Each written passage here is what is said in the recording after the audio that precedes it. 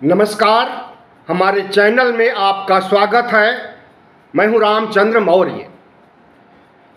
साथियों, प्रधानमंत्री नरेंद्र मोदी की बुद्धि भ्रष्ट हो गई है, या यूं कहें कि विनाश काले विपरीत बुद्धि। भारतीय जनता पार्टी अपनी कब्र खुद ही खोद रही है, या इसे ऐसा भी कहा जा सकता है कि भारतीय जनता पार्टी अपने ही जाल में फंसती जा रही है। इन तीनों चारों परिस्थितियों का आकलन हम क्यों कर रहे हैं आपके सामने, इसे समझने की ज़रूरत है। साथियों, जिस तरह से मोहम्मद बिन तुगलक वंश का एक शासक, जिसे कि पागल और सनकी सम्राट कहा जाता था, उसने तमाम ऐसे फैसले किए थे जिससे कि वह असफल हुआ और एक पागल के रूप में चिन्हित किया गया इतिहास में। हालांकि हम पागल नहीं कह सकते हैं प्रधानमंत्री नरेंद्र मोदी को, भारतीय जनता पार्टी के नेताओं को। आज का युग प्रजातंत्र का युग है। भले ही बोलने की स्वतंत्रता है, लेकिन ऐसी स्वतंत्रता का दुरुपयोग भी करना हमारा मकसद नहीं है, या किसी का भी मकसद नहीं होना चाहिए। लेकिन प्रधानमंत्री नरेंद्र मोदी जिस तरह से भारतीय जनता पार्टी को आगे बढ़ाने की दिशा में ले जा रहे हैं, उनसे कहीं न कहीं चूक हो रही है, और ऐसी कई असंवैधानिक कुकृत्य भी सामने आ रहे हैं जिससे कि भारतीय जनता पार्टी ही नहीं बल्कि पूरे देश को, पूरे विपक्ष को, 140 करोड़ लोगों को शर्मिंदा होना पड़ रहा है। डबल इंजन की सरकार मणिपुर में है, और वहाँ पर जो कुछ हुआ आपने अपनी आंखों देखा ही होगा। और जिस तरह से भारत ही नहीं, पूरी दुनिया में भारत की थू-थू हो रही है, इसके लिए जिम्मेदार कौन है? अगर माना जाए और शुरू से मणिपुर के इतिहास पर नज़र डाला जाए, खास करके जब से डबल इंजन वहाँ आता है, तब से अगर समीक्षा की जाए तो उसके केंद्र में भारतीय जनता पार्टी और मोदी की नीतियाँ ही हैं। जिस तरह से मैतेई समुदाय को आगे बढ़ाने के लिए मैतेई समुदाय वहाँ पर 53% है, 16% कुकी समुदाय है, और इसके अलावा नागा और दूसरी जनजातियां हैं। तो वहाँ पर भारतीय जनता पार्टी गुजरात की तरह, जैसे गुजरात में को हिंदुओं का गढ़ बना दिया, हिंदुत्व की प्रयोगशाला बना दिया, उसी तरह से मणिपुर को भी ये ईसाइयों और हिंदू आदिवासियों के बीच हिंदुत्व की प्रयोगशाला बना रहे हैं। इनका ये मानना है कि अगर 53% हिंदुओं का वोट हमें मिलता रहेगा तो हमें उनके लिए काम करना चाहिए, और वो जितने भी अत्याचार करें, चाहे भले ही किसी लड़की को नंगा करके उसके पार्ट गुप्तांगों में उंगली फेरने, हाथ फेरने का काम करे, सार्वजनिक रूप से परेड कराते हुए, तो वह भी प्रधानमंत्री नरेंद्र मोदी की गलत नीतियों का ही नतीजा है। प्रधानमंत्री नरेंद्र मोदी हिंदुत्व की प्रयोगशाला बनाने के लिए मणिपुर को इतना उद्यत हैं कि जिस मुख्यमंत्री एन वीरेंद्र सिंह ने कुकी समुदायों के खिलाफ मैतेई समुदायों को खड़ा किया, और खुद भी मैतेई समुदाय से आते हैं, और जिस तरह से उन्हें अस्त्र शस्त्र से लैस किया। लड़ाई वहाँ पर सिर्फ कुकी और मैतेई की नहीं है, लड़ाई वहाँ पर दोहरी है, गृहयुद्ध है, और इस गृहयुद्ध में मैतेई समुदाय का साथ सरकार दे रही है, और जितने भी सुरक्षा एजेंसियां हैं वो दे रही हैं, और कुकी समुदाय अकेला पड़ गया है। ऐसे में कुकी समुदाय के ऊपर अत्याचार होना स्वाभाविक है। यही हाल गुजरात में हुआ था 2002 में। 20 साल बाद इतिहास दोहरा रहा है गुजरात का मणिपुर में।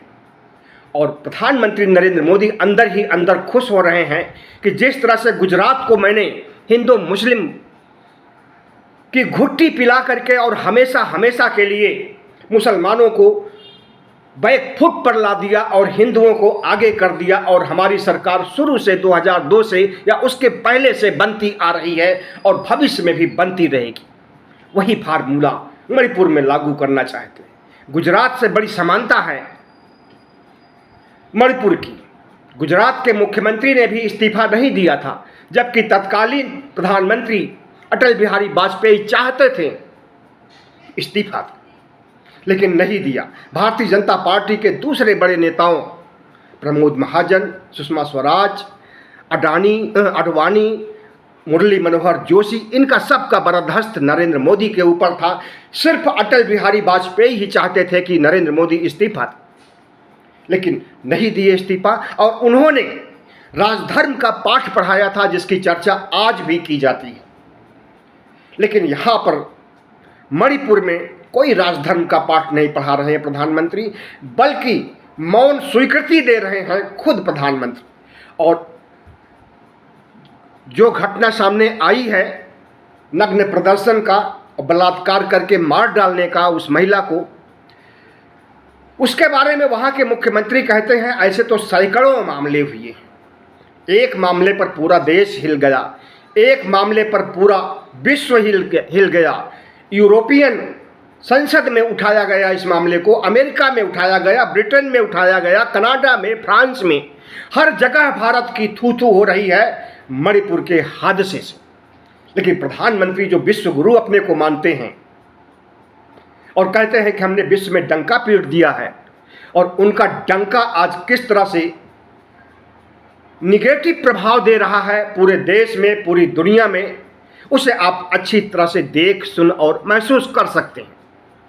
लेकिन प्रधानमंत्री नरेंद्र मोदी हैं कि अगर उन्हें संसद में बुलाया जाता है कि आकर के मणिपुर पर भाषण दीजिए, मणिपुर की स्थिति से लोगों को अवगत कीजिए, देशवासियों का अधिकार है कि प्रधानमंत्री के मुंह से सुने कि मणिपुर में क्या हुआ, क्या हो रहा है, क्या होने वाला है, और वहाँ के मुख्यमंत्री को अभी तक बर्खास्त क्यों नहीं किया गया, वहाँ पर अभी तक राष्ट्रपति शासन क्यों नहीं लागू किया। प्रधानमंत्री तैयार नहीं हो रहे हैं संसद में आने के लिए। लेकिन विपक्ष है कि अब इंडिया हो गया है, और इंडिया ने जिस तरह से सवाल उठाया है और नो कॉन्फिडेंस मोशन को पेश किया है, और उसे स्वीकार भी करना पड़ा है मोदी सरकार को, क्योंकि वो एक संवैधानिक प्रक्रिया है। किसी भी सरकार के खिलाफ विपक्ष नो कॉन्फिडेंस मोशन ला सकता है। एक समय अवधि के बाद 2018 में भी नो कॉन्फिडेंस मोशन आया हुआ था, जिसमें सरकार बच गई थी। लेकिन इसके पहले मोरारजी देसाई की सरकार जा भी चुकी है नो कॉन्फिडेंस मोशन से। तो नो कॉन्फिडेंस मोशन अर्थात अविश्वास प्रस्ताव, इसको स्वीकार कर लिया है, और इस पर जब बहस होगी तो उसका उत्तर देने के लिए प्रधानमंत्री को आना ही पड़ेगा संसद भवन के अंदर।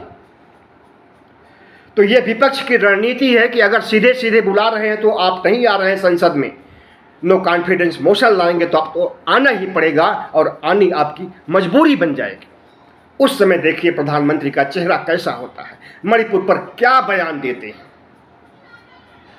हालांकि प्रधानमंत्री को अनुभव है, 2002 का कटु अनुभव है। जिस तरह से 2002 में नरसंहार किया, करवाया, हजारों लोग मारे गए, उसमें हिंदू भी थे, लेकिन 90% से ज़्यादा मुसलमान थे। वह अनुभव यहाँ भी काम आ रहा है। किसी न किसी तरह से अपनी मोटी चमड़ी को बचाने का काम तो करेंगे ही। लेकिन देखिए अब आगे होता क्या है, उसके पहले आप ये समझ लीजिए कि भारतीय जनता पार्टी अपनी कब्र खुद ही खोद रही है। जिस तरह से सुप्रीम कोर्ट के मुख्य न्यायाधीश चंद्रचूड़ के पीछे भारतीय जनता पार्टी की ट्रोल टीम, आईटी सेल और इसके छुटभइये बड़भइये नेता हर लोग पड़े हुए हैं, और चीफ जस्टिस ऑफ इंडिया को कोस रहे हैं, गालियां दे रहे हैं, भद्दी भद्दी गालियां दे रहे हैं। बहुत ही दुर्भाग्यपूर्ण है कि न्यायपालिका की साख को मिटा रहे हैं, सबसे बड़े न्यायाधीश की धज्जियां उड़ा रहे हैं, उसकी इज्जत उछाल रहे हैं। 7 लाख से अधिक ट्वीट और पोस्ट की गई है चीफ जस्टिस ऑफ इंडिया के खिलाफ। हम आपको एक का हवाला देते हैं। Chief justice of India DY Chandrachud के एक बेटा है और उसे पढ़ा लिखा करके उन्होंने वकील बनाया है, वो प्रैक्टिस भी कर रहा है। कोई बेटी नहीं है। इन्हें लगा कि बेटी का दर्द हम अडॉप्ट करके भी बेटी बना सकते हैं और उन्होंने 2 विकलांग बेटियों को अडॉप्ट किया और उन बेटियों को पढ़ाने लिखाने से लेकर के उनकी शादी तक और हमेशा के लिए पूरी जिम्मेदारी निभाने के लिए चंद्रचूड़ साहब कितना अच्छा, कितना नैतिक और कितना उम्दा कार्य मानवता के साथ कर रहे हैं, महिला समाज के साथ कर रहे हैं। इसकी तो उन्हें सार्वजनिक रूप से सराहना की जानी चाहिए। लेकिन भारतीय जनता पार्टी का IT सेल, ट्रोल मीडिया ऐसी ऐसी पोस्ट डाल रहा है कि उन विकलांग बच्चियों के ऊपर फप्ती कस रहा है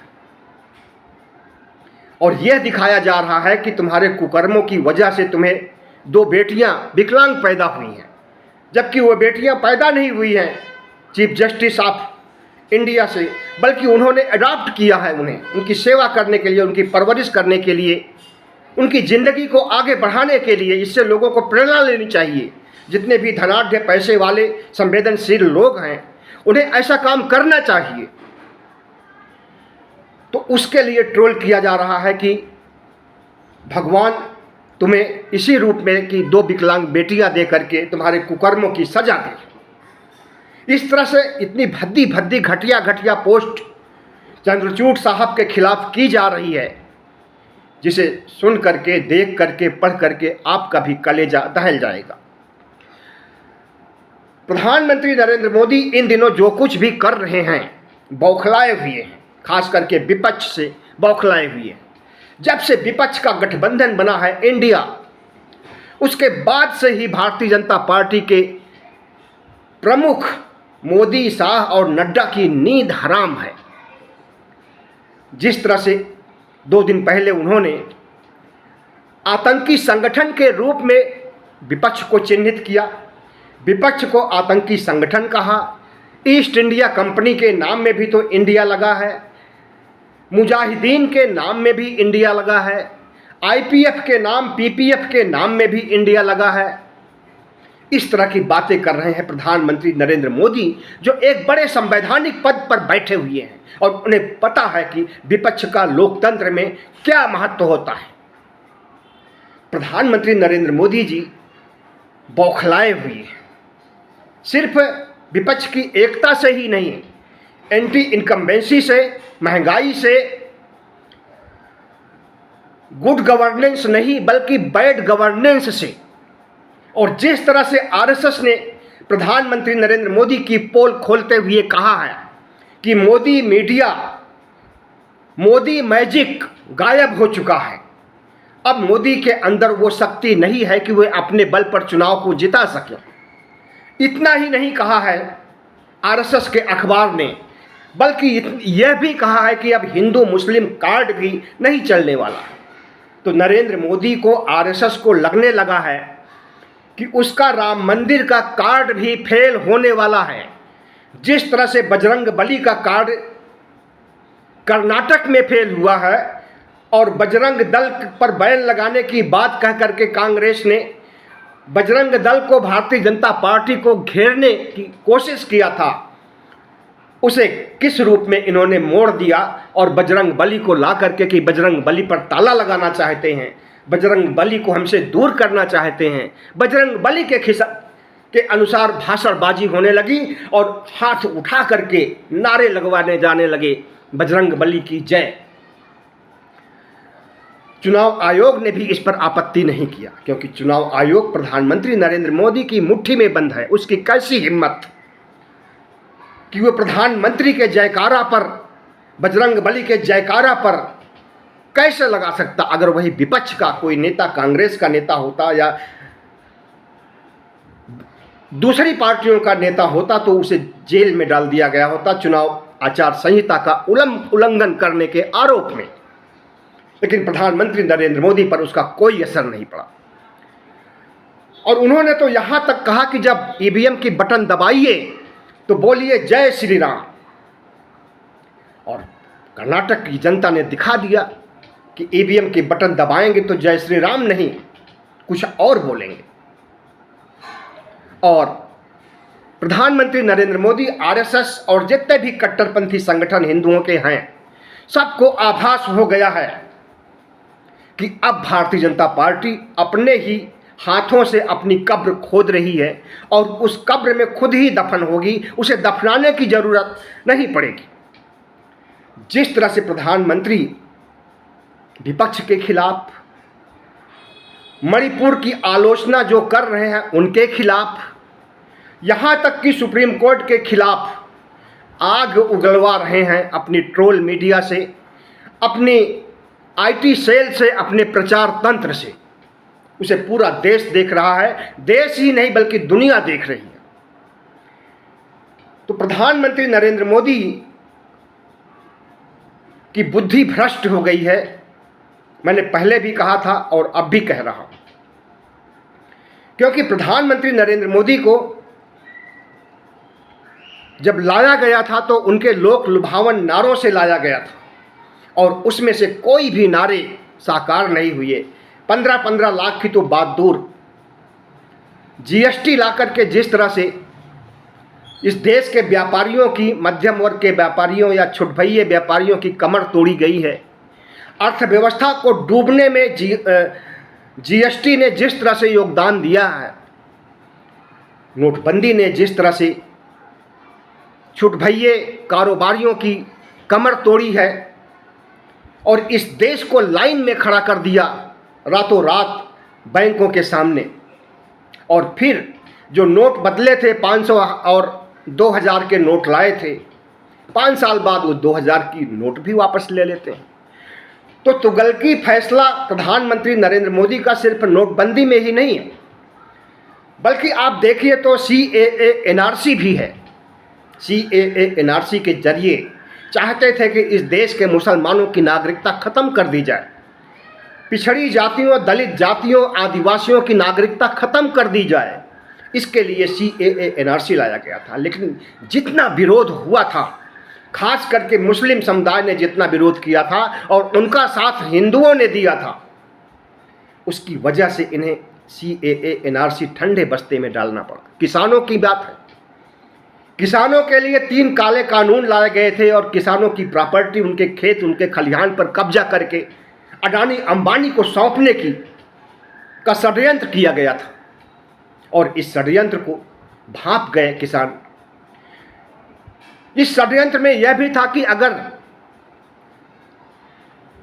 जमीन, जायदाद, खेत, बाग हड़पने के क्रम में कोई मुकदमा होता है तो वो कोर्ट में नहीं हो सकता। एक शर्त रखी गई थी, वो SDM के कोर्ट में हो सकता है। और SDM का कोर्ट, SDM एक नौकरशाह होता है, PCS अधिकारी होता है, वो जज नहीं होता है, वो प्रशासक होता है। SDM के कोर्ट में होगी और SDM इनकी मुट्ठी में रहेगा, जैसा मर्जी वैसा फैसला दिला लेंगे। तो किसानों ने उसका इतना विरोध किया और 13 महीने तक विरोध चलता रहा, आंदोलन चलता रहा, धरना प्रदर्शन चलता रहा, लेकिन यह कभी उग्र नहीं हुआ। और किसानों के खिलाफ जिस तरह से इनका प्रचार तंत्र काम किया उसे आप अच्छी तरह से देखते हैं। और अंत में किसानों ने भी झुका दिया प्रधानमंत्री नरेंद्र मोदी को कि हम अडानी अंबानी को अपना खेत, अपना घर द्वार, अपना खलिहान नहीं सौंप सकते। उसके बाद और भी कई ऐसे फैसले हुए हैं। पिछड़ी जातियों के साथ धोखा, पिछड़ी जातियों को आगे बढ़ाने का बात कहा था, पिछड़ी जातियों को उनका अधिकार दिलाने का बात चुनाव के दौरान 2019 में प्रधानमंत्री ने कहा था, लेकिन पिछड़ी जातियों की गिनती करने से भी मना कर दिया। ओबीसी जनगणना कराने से मना कर दिया। ओबीसी जनगणना कराने के बारे में राजनाथ ने संसद में बोला था कि 2021 की जनगणना में ओबीसी जनगणना होगी। उसके बाद जब समय आता है 2021 का, तो सिरे से नकार दिया जाता है कि ओबीसी जनगणना नहीं कराई जाएगी। जब नीतीश कुमार और तेजस्वी यादव दल बल के साथ मिलने जाते हैं ओबीसी जनगणना के बारे में प्रधानमंत्री से, तो उस समय प्रधानमंत्री के उद्गार निकलते हैं कि तुम जाओ अपने राज्य में करा लो, लेकिन राष्ट्रीय स्तर पर हम नहीं कराएंगे। और उन्हीं पिछड़ी जातियों के बल पर सरकार में बैठी हुई है और वही पिछड़ी जातियों को धोखा भी दे रहे हैं, उनकी गिनती तक नहीं करा रहे। आरएसएस के इशारे पर ऐसा कर रहे हैं, क्योंकि आरएसएस नहीं चाहता कि पिछड़ी जातियों को उनका अधिकार मिले, उनकी सही जनसंख्या का पता चले। जिस दिन सही जनसंख्या का पता चल जाएगा उस दिन आरक्षण सिर्फ 27% देने से काम नहीं चलेगा, बल्कि जितना उनकी जनसंख्या है उतना हिस्सा देना पड़ेगा। अगर 60% ओबीसी के लोग हैं तो 60% आरक्षण देना पड़ेगा। इसी डर से ओबीसी की जनगणना नहीं कराई जा रही। इस तरह से तमाम से ऐसे फैसले हैं। और देखिए अभी अभी ताज़ा मामला, सुप्रीम कोर्ट ने आदेश दिया कि चुनी हुई सरकार नौकरशाहों की नियुक्ति, उनके ट्रांसफ़र करने का अधिकार रखेगी। दिल्ली सरकार की मैं बात करता हूं, दिल्ली सरकार से अधिकार छीन रहे थे, एलजी के हाथों में सारा अधिकार सौंप रहे थे ट्रांसफ़र पोस्टिंग का प्रधानमंत्री नरेंद्र मोदी। तो चुनी हुई सरकार का क्या मतलब, जब वो नौकरशाहों को नकेल नहीं लगा सकती, नौकरशाहों की नियुक्ति नहीं कर सकती, नौकरशाहों का ट्रांसफ़र नहीं कर सकती, तो किस काम की सरकार है। सुप्रीम कोर्ट ने आदेश दिया ऐसा कतई नहीं होगा। अब सुप्रीम कोर्ट के खिलाफ ही अध्यादेश लेकर के आ गए। जितनी तुगलकी फरमान मैंने पीछे आपको बताया, उसमें से एक ये भी दर्ज किया जाना चाहिए कि अध्यादेश भी प्रधानमंत्री नरेंद्र मोदी का तुगलकी फरमान था। वही तुगलकी फरमान जो मोहम्मद बिन तुगलक वंश काल में किया करता था और उसे एक पागल राजा के रूप में चिन्हित किया गया। तो इस तुगलकी फरमान का भी निदान हो रहा है और इस पर जल्दी ही सुप्रीम कोर्ट का फैसला आने वाला है, क्योंकि उसके बाद आप प्रमुख केजरीवाल सारे विपक्ष के नेताओं से मिले, कांग्रेस से मिले और उसे संसद में रोकने की पुरजोर कोशिश की और सुप्रीम कोर्ट में याचिका भी दायर की। और उस याचिका की सुनवाई जल्द होने वाली है और उसमें भी प्रधानमंत्री नरेंद्र मोदी की हार सुनिश्चित है, क्योंकि जितने भी असंवैधानिक अलोकतांत्रिक काम प्रधानमंत्री नरेंद्र मोदी करेंगे उस पर सुप्रीम कोर्ट अपनी मुहर नहीं लगाएगा, उसे जायज़ नहीं ठहराएगा। अगर वो नाजायज़ है, गलत है, तो उसे नाजायज़ और गलत ही साबित किया जाएगा और प्रधानमंत्री नरेंद्र मोदी, उनकी सरकार की हार होने वाली है। 370 इसमें भी तुगलकी फरमान जारी किया गया। रातों रात 370 धारा को हटा करके कश्मीर में राष्ट्रपति शासन लगा दिया गया और वो राष्ट्रपति शासन लगे हुए अगस्त 2019 में 370 धारा हटाई गई 5 अगस्त 2019 को। अभी तक राष्ट्रपति शासन ही चल रहा है। वहाँ पर सरकार चुनने का कोई प्रावधान नहीं, सरकार चुनने की कोई योजना नहीं, सरकार चुनने की कोई कार्यक्रम नहीं, क्योंकि राष्ट्रपति तो फिलहाल प्रधानमंत्री के हाथों की कठपुतली है। जैसा चाहेंगे वैसा शासन करेंगे। नाम राष्ट्रपति का है, राज्यपाल का है, शासन प्रधानमंत्री नरेंद्र मोदी शाह का है। तो जब मोदी शाह का है और इलेक्शन होने पर हारने का खतरा है, पीडीपी जीत जाएगी या नेशनल कॉन्फ्रेंस जीत जाएगा या दोनों लड़कर के मिलेंगे तो दोनों एक साथ जीत जाएंगे, हार जाएंगे और वहाँ से इनका शासन खत्म हो जाएगा, बोरिया बिस्तर सिमट जाएगा। तो इसलिए गैर असंवैधानिक काम कर रहे हैं, अलोकतांत्रिक काम कर रहे हैं प्रधानमंत्री नरेंद्र मोदी। और 370 धारा पर भी अगस्त में सुनवाई होने वाली, लगातार सुनवाई कई दिनों चलेगी और 5 जजों की बेंच बैठ रही है 370 धारा की सुनवाई करने के लिए। बाल का खाल खींचा जाएगा। 370 धारा से संबंधित लिए गए फैसलों पर। महाराष्ट्र में देखिए, सीबीआई, ईडी, आईटी तमाम केंद्रीय एजेंसियों के माध्यम से पहले शिवसेना को तोड़ा गया, शिंदे को मुख्यमंत्री बनाया गया, इतने से नहीं पेट भरा, एनसीपी को तोड़ा गया, अजित पवार को उप मुख्यमंत्री बनाया गया और अब मुख्यमंत्री पद के लिए लड़ाई चल रही है। शिंदे कह रहे हैं कि हम बने रहेंगे, फडणवीस अलग मन देख रहे हैं स्थितियों को कि मिल जाए हमें भी अवसर तो हम मुख्यमंत्री बन जाए। अजीत पवार चिल्ला चिल्ला करके कह रहे हैं कि हमें मुख्यमंत्री बनने का झांसा दिया गया था तभी हम आए थे। तो जितने भी असंवैधानिक अलोकतांत्रिक काम प्रधानमंत्री नरेंद्र मोदी केंद्रीय एजेंसियों के माध्यम से कर चुके हैं, उसमें भी ये बुरी तरह से फंसे हुए हैं, खास करके महाराष्ट्र में। इसका निर्णय आएगा तो महाराष्ट्र की शिंदे सरकार जा भी सकती है और वो ज़्यादा समय नहीं है, अगस्त में ही निर्णय आने वाला है महाराष्ट्र का। ईडी संजय मिश्रा का मामला तूल पकड़ रहा है। ईडी से संजय मिश्रा को हटाने का आदेश दे दिया था कि 31 जुलाई तक ईडी को हटाइए और नया ईडी लाइए। गैर कानूनी काम किया गया था, अवैध रूप से नियुक्ति की गई थी। सुप्रीम कोर्ट ने फटकार लगाते हुए ईडी को हटाने की बात कहा और जब 31 जुलाई नज़दीक आ रहा है तो आज ही केंद्र सरकार सुप्रीम कोर्ट में दाखिल हुई है और कह रही है कि ईडी को बने रहने दीजिए, कुछ समय तक और बने रहने दीजिए। मतलब कि 2024 के चुनाव तक चाहते हैं कि ईडी बनी रहे और तब तक अपनी मनमर्जी करते रहें विपक्ष के खिलाफ, कारपोरेट के खिलाफ, समाज सेवियों के खिलाफ, बुद्धिजीवियों के खिलाफ। जिस तरह से ईडी का, सीबीआई का, आईटी का आतंक चलता रहा है शुरू से, उसी तरह से अब भी चलाना चाहते हैं, लेकिन सुप्रीम कोर्ट कतई नहीं मंजूर करेगा इनकी इस अर्जी को। अब देखिए शाम तक या रात तक क्या फैसला आता है, पता चल जाएगा। राहुल गांधी को लेकर का फैसला भी 4 अगस्त को आ रहा है।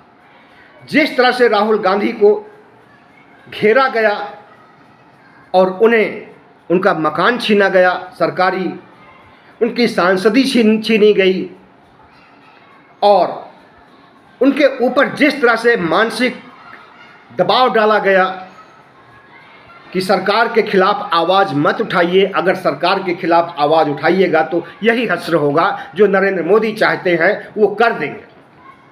गड़े मुर्दे उखाड़ते हुए 2019 का मामला लाते हैं जिसमें मोदी को चोर कह दिया गया था। अब इसको इतना बड़ा बना दिया गया कि 2 साल की सज़ा सुना दी गई और 2 साल की सज़ा के साथ साथ सांसदी से बर्खास्त, आगे चुनाव भी नहीं लड़ सकते हैं। और इस पर मुहर लगा दिया सुप्रीम कोर्ट ने भी। सेशन जज ने जो फैसला सुनाया था, डिस्ट्रिक्ट कोर्ट ने जो फैसला सुनाया था, उस पर गुजरात की हाई कोर्ट भी मुहर लगा दी। अब वो मामला सुप्रीम कोर्ट में है और इसी 4 अगस्त को सुनवाई होने जा रही है। उसके बाद अगर इसमें राहुल गांधी जीतते हैं तो इसी संसद के अधिवेशन में जो मानसून सत्र चल रहा है फिर से जाएंगे और दहाड़ेंगे और प्रधानमंत्री नरेंद्र मोदी के पागलपन, सनकीपन का भंडाफोड़ करेंगे और अडानी से उनके रिश्तों के बारे में फिर से पूछेंगे, क्योंकि सेबी की रिपोर्ट आने का भी समय आ गया है। जो सेबी को सुप्रीम कोर्ट ने आदेश दिया था जांच करने के लिए अडानी प्रकरण, अडानी घोटाले को, तो वो समय भी नज़दीक आ रहा है। तो साथियों, आपने देखा कि प्रधानमंत्री नरेंद्र मोदी के जितने भी गैर कानूनी कार्य हैं, इस पर भारतीय जनता पार्टी की सहमति है, आरएसएस की सहमति है, लेकिन विपक्ष की सहमति नहीं है। इस देश के 140 करोड़ लोगों की और 90 करोड़ मतदाताओं की सहमति नहीं, सुप्रीम कोर्ट की भी सहमति नहीं है, संविधान की भी सहमति नहीं है। तो क्या प्रधानमंत्री अपनी तानाशाही को चला पाएंगे या फिर अपने ही पैर पर कुल्हाड़ी मार रहे हैं और अपने ही अपनी कब्र खोद रहे हैं? तो साथियों, जिस तरह से प्रधानमंत्री नरेंद्र मोदी का रवैया है, रुख है, गुड गवर्नेंस या बैड गवर्नेंस है, उसे आप अच्छी तरह से देख रहे हैं। सुप्रीम कोर्ट भी देख रहा है, हर कोई देख रहा है और सारी दुनिया देख रही है और सारी दुनिया में थू थू हो रही है प्रधानमंत्री नरेंद्र मोदी की। खास करके मणिपुर को लेकर के इस देश को शर्मसार होना पड़ा है, इस देश की महिलाओं को शर्मसार होना पड़ा है और इस देश की अस्मिता को शर्मसार होना पड़ा है। बहुत बहुत धन्यवाद। हमारे चैनल को सब्सक्राइब कीजिएगा, लाइक कीजिएगा और शेयर कीजिएगा।